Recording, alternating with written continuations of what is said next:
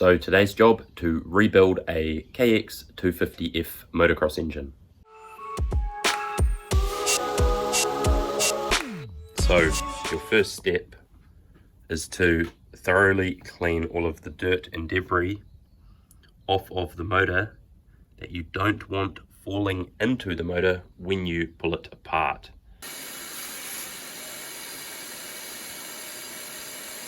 The next step is to remove the cam cover and check the valve clearances.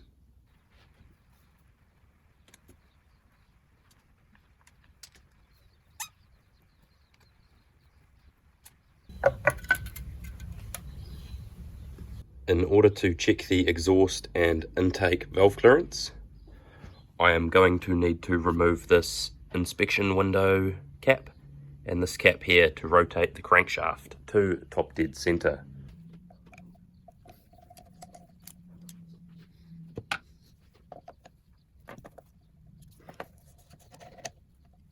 So according to my manual, this dimple here is meant to be perfectly in line with the top of the head, and this dimple is meant to be the same.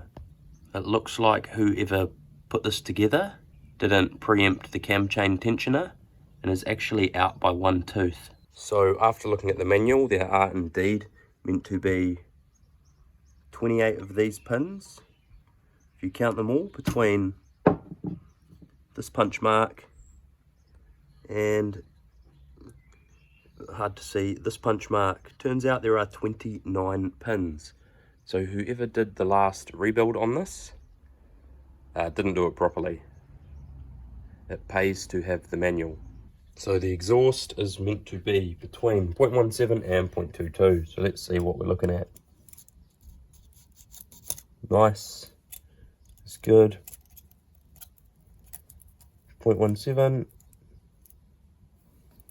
Oh, she's a bit tight. I've put a feeler gauge on all the valves, and this is what I've come back with. This is meant to be 0.17 to 0.22. And this here, I haven't checked the manual yet, but I believe it's a bit less than that, 0.1 to 0.15. You can see one of these valves has less than 0.04 clearance. My feeler gauges don't go any smaller than that. So we can deal with the valves later. The next thing to do to take the head off is remove the cam chain tensioner. Now, while removing this, you can't do it back up as it automatically locks as it extends. So once you take this off, you have to take it all the way off.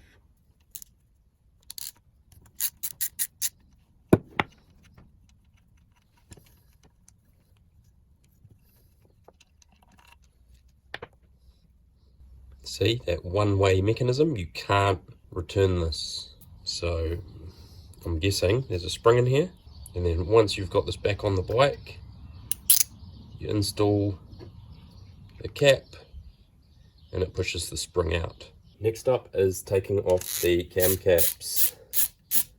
So I've already cracked all of these.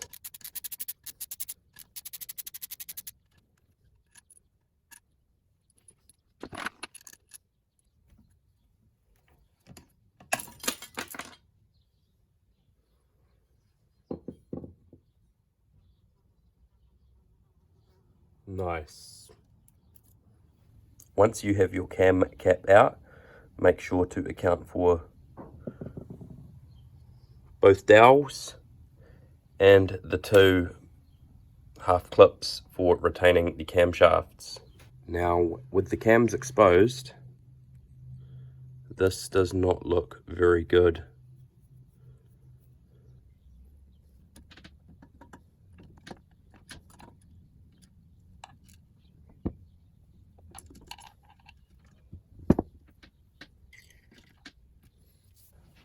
So I've just cracked all these with the rattle gun. Now I'm going to loosen them all off. So they've got large washers underneath them, so do not take the bolts all the way out until you've removed the head. Otherwise you might risk dropping one of the washers down into the bottom of the engine, which will then mean the cases have to be split, and I'm not splitting these cases. Next thing to do, grab a rubber hammer, tap the head, and that way it should just break the seal.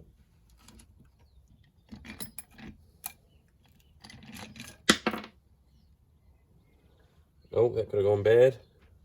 So you don't want to lose the dowels into the engine. Lucky for me, both of the dowels are still there. Now that everything's been removed and I've lifted out the cam chain guide,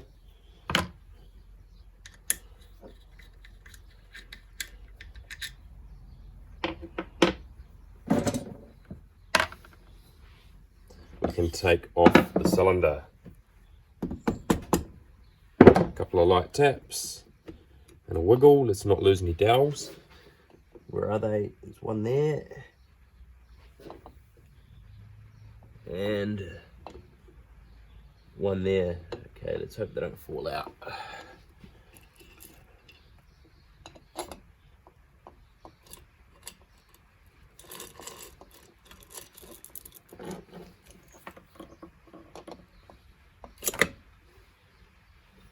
So before removing the piston and putting the cylinder back on, I am going to clean all of the carbon off the face of the valves. It is not ideal. So this is how I remove the valves. Just a little punch. Hold it there, use your soft hammer. There we go. That is all out. Simple as.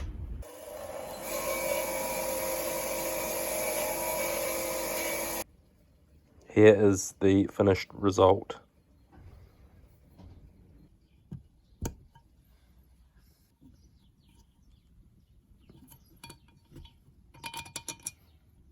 Perfect.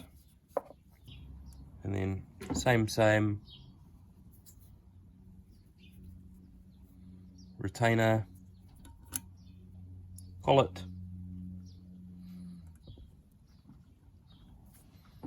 and last but not least, the second collet.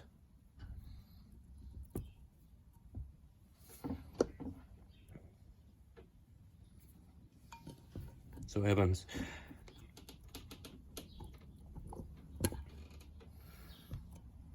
Money. Okay, now that the head is all finished, valves are back in, new stem seals, they've all been cleaned up. It's time to replace the piston, the base gasket, put the cylinder back on after a quick clean, then put the head back on, replace the valve buckets and shims, and then put the camshafts back in and the cam cap. All we're going to do is give it a quick Scotch-Brite, brake clean, some fresh oil, and back on. I'm just taking off any carbon around the top edge of the cylinder.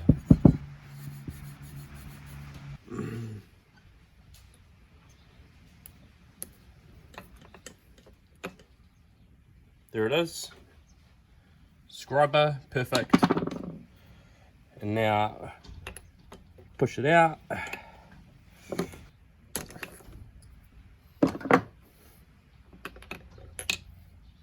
And there it is.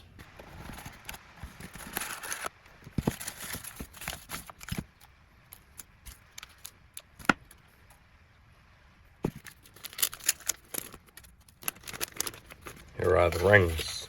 So we have our oil rings here, the smaller ones with the little wafer, they go on the bottom, and this is our main ring. This goes on the top. Now usually these have a little bit of, they have a small letter on them, and that faces up. There is an arrow here and it says EXH. You can guess what that means. This faces towards the exhaust. Reason being is the valve pockets are different sizes on different sides of the piston. So first up, we'll place on this wafer. Doesn't matter which way it goes up, but it is the bottom ring.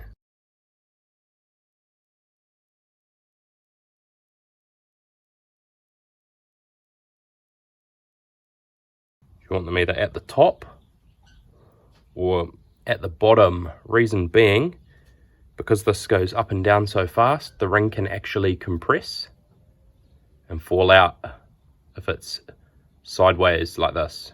So up or down.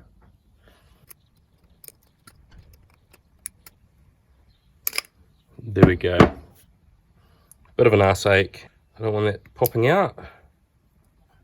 It is actually snapped in the groove. Okay, so we didn't get that on camera, but I flipped the engine on its edge and managed to get the circlip in there. So all I've got to do is rotate it and make sure it is snapped into the groove. We're going to install the new base gasket.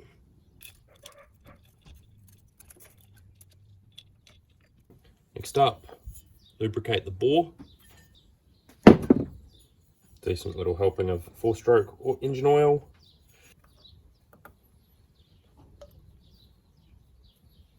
And we'll put a little bit on the piston itself. Slide the tensioner into the bore, and then slide the piston into the bore. So it's important here not to snag the rings. So to do this without snagging the rings, find the end of the ring and make sure to pinch it together. And there's a nice little lead-in on the bottom of the barrel itself. And just give it a little wiggle. You don't want to force it, because if something's not right, we'll bend the rings.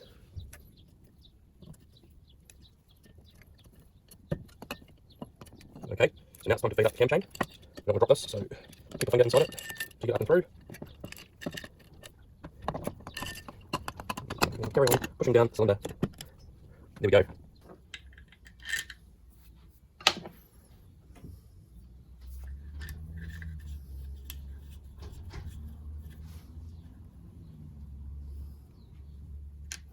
Next up, we're going to give our cam chain guide a wipe and then drop it down into the cylinder head.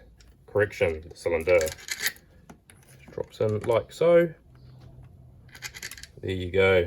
Next up, I'm going to grab the dowels and place them into the cylinder. So there's one and there's two. So easy. And push it up through. There it is. Head gasket on. Now we're going to place on the clean cylinder head. The easiest thing to do first is pass the cam chain up through, if you can. Oh, that's why the screwdriver's there.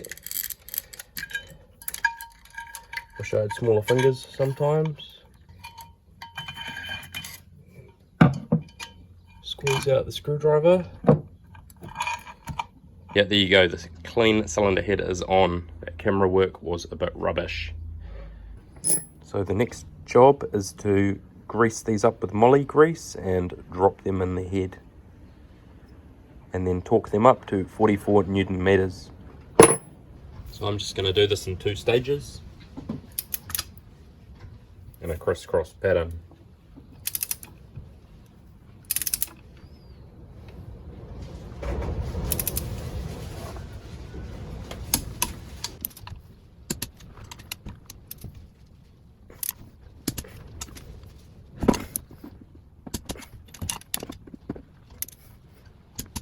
Give them a wipe, lubricate them and replace all of the buckets. I've put the new shims in.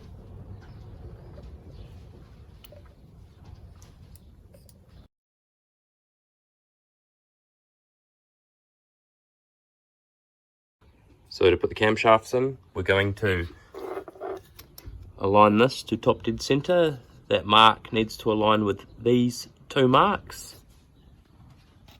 Take the slack out of the cam chain and then put in the exhaust cam first. So what we'll do is we'll pull out the screwdriver and replace this cam. There's our mark, about as close as it can get. Okay, so next up we do the intake cam. And we have to count 28 pins. So we'll go 1, 2, 3, 4, 5, 6, 7, 8, 9, 10, 11, 12, 13, 14, 15, 16, 17, 18, 19, 20, 21, 22, 23, 3, 24, 25, 26, 27, 28. Okay. Let's do a recount. 5, 27, 28. So we are lined up with our mark. And then we have our little dimple there, flush with the edge of the head. And then we have 28 little pins all the way to our second dimple. So we'll put the cap on and then install the tensioner.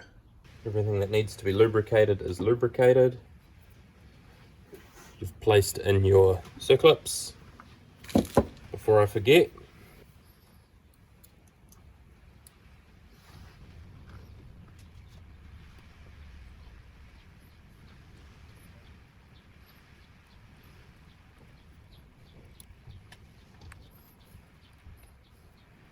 so we'll just wiggle the cams out a bit, make sure they're in the right position. Both our dowels are present, and we'll push that down home.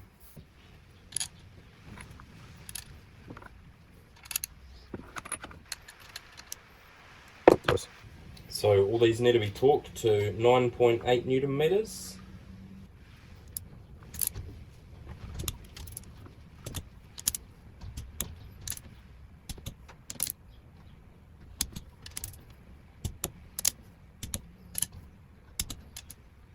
Now, once you're happy with all the valve shims, go ahead and replace the O-ring.